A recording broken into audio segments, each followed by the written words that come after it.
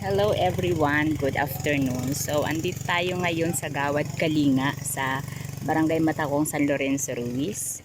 And bibisitahin natin yung isa nating trabahador, yung nagtatrabaho dun sa bahay na kinakitaan ni Tita Annabel ng kasipagan at ng bilis sa trabaho. So, natuwa siya and binigyan siya ng, anong tawag dito? Ng reward sa kanyang kasipagan and then sa malasakit sa kanyang ginagawa. So yan, walang tao. So ito yung bahay niya. So yan yung mataas na yan, up and down. So ito yung light materials. Wala pang tao, nandun pa sa sentro sinusundo yung mag-ina. Yan, kung mapapansin nyo, light material siya. So, pangarap nila na ito ay maging semento, mapasemento. So, plywood lang siya na manipis ang dingding. Yan, kapag nababasa, natutuklap kagaya nito. Yan, simula na siya ng pagkalas ng dingding like that. Ganyan. Simula na siya ng pagkalas ng dingding. Ang cute sanang tingnan, pero dahil light materials, nagkakalat, hindi tumatagal yung ganitong klase ng material sa bahay. So, may sorpresa kaming dala sa mag-asawang ito. Hintayin lang natin yung kanilang pagdating.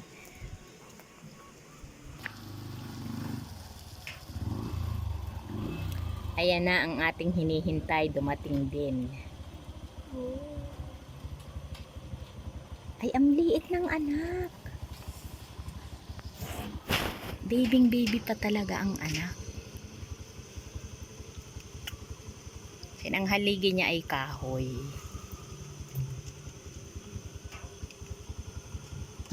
Tayo nang lumapit.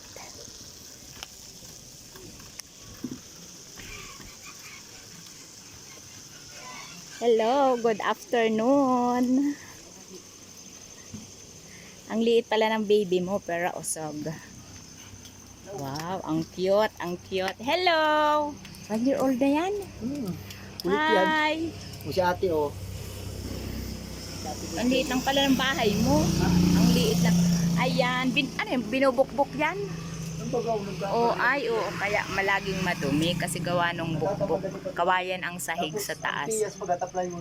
Oo nga, nagbabaklas nga yan kapag nababasa. So ano, iaano mo siya? Dito nag-layout akong sa likod. Ay, babaguhin mo talaga. May pusti na baga. Ililipat mo talaga doon. Ililipat talaga. Hi! Ililipat ko talaga. Hello, Meses. Hi, Meses. Paano ba ito? Ano ba sasabihin ko? Hindi. Kasi wish mo daw ngayong 2025, bago na yung bahay mo? Siya po, kasi parang di matagal. Hindi talaga matagal pag life. Ilang years na to? 2 years na. Wala pang 2 years tapos baklas na yung dingding. Mabilis lang magkahoy. So yon kasi nabanggit din ni Dambi sa akin na sa 20,000 daw pwede na niyang mapatayo yung dream house mo. Siya na yung gagawa. Simple dream house pa din yun. So siya, libre na yung labor, so materialis ang kulang. So dahil ito si Dambi is masipag, nakita ni Tita yung kasipagan niya and yung dedication niya sa trabaho, natuwa sa kanya. And your wish granted. Yee! Ako ang kinilig. Ako ang kinilig na kailan mo lang finish tapos last year tapos January pa lang ngayon. Oh, granted! Tada! Ay, wallet ko pala to. Hindi, para secure lang. So, binigyan ka ni Tita ng... Sumalon ka din dapat. O, pareho pala tayo. So this is bigay ni Tita Annabel. So, kasi natuwa siya kay Dambi. Kasi nga, yung dedication niya talaga sa trabaho is nakita niya.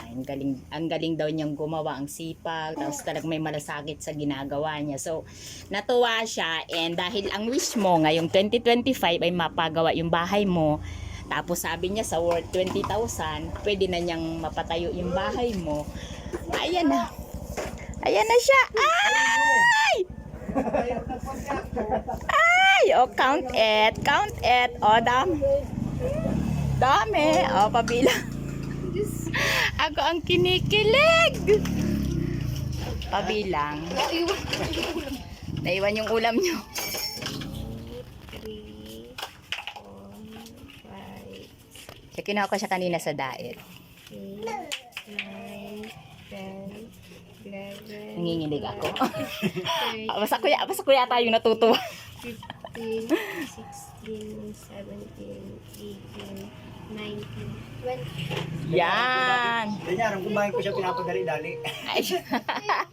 Sa surprise natin si Meses. Salamat po. Si Tita Annabel yung ano. Thank you kay Tita Salamat po, Annabel. Tita Annabel. Ayun, di ba tita, ang ganda ng misis ni Dambi. Ay, And this is ano, yung anak nilang baby. Ayan, so wait lang, ma-outro ako. So yan, naihatid na namin yung reward sa kasipagan ni Dambi.